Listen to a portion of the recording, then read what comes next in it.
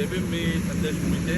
मी आलो आहे कोकणामध्ये आणि या कोकणामध्ये हा रोड तुम्ही बघा, रोड आहे 4 पदरी, पण काय जागे हा रोड खराब झालेला आहे आणि इथं कुठली दक्षता घेतली गेली नाही. गणपती येणार आहे, त्यावेळी सीजनामध्ये लाखो मुंबईकडून लोक गणपतीसाठी गावी जात असतात.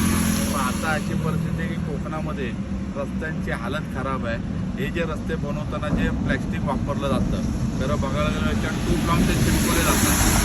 ट्यूब न लावता प्लॅस्टिक वापरलं तर म्हणून या रस्त्यांना तडे जातात. त्याचं कारण ते आहे.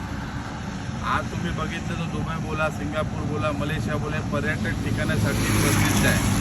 तसं कोकणामध्ये पर्यटक ठिकाण होऊ शकतं. आज बजेटमध्ये कुठल्याही बजेटमध्ये कोकणात टुरिझमसाठी काही सुविधा दिली नाही. इथं बघायला गेलं तर मेट्रो ट्रेन आली पाहिजे, बुलेट ट्रेन आली पाहिजे, एम्स हॉस्पिटल आले पाहिजे, की जे दिल्लीमध्ये आहे. एम्स हॉस्पिटलसारख्या अशा सुविधा इथं झाल्या पाहिजे.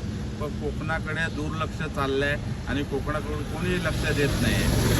तर वीज बंद होते, लोड शेडिंग केली जाते, गाव म्हणून बोललं जातं. पण कोकण हा प्रगतीचा देश आहे.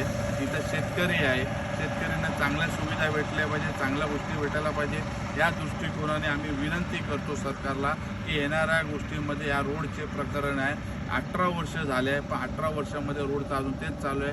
चिपळूणला ब्रिज पडला, पण त्या ब्रिज पडलेल्या लोकाला जो कॉन्ट्रॅक्टर आहे त्याला बिल पास केलं गेलं, त्याची कुठलीही कारवाई केली गेली नाही. फक्त बिल पास करून त्याचं ते काम आता ब्रिजचं चालू झालेलं आहे असं सांगण्यात येतं. मग अजूनपर्यंत ब्रिजचं काही काम चालू झालेलं नाही. तर असे जे कॉन्ट्रॅक्टर आहे की जे लोक हलगर्जीपणा करत असतील, रस्ते खड्डे होत असतात, त्यांचं लायसन्स जप्त करणं, त्यांना ब्लॅक लिस्टमध्ये टाकावं हीच माझी विनंती आहे. जय भीम, जय महाराष्ट्र.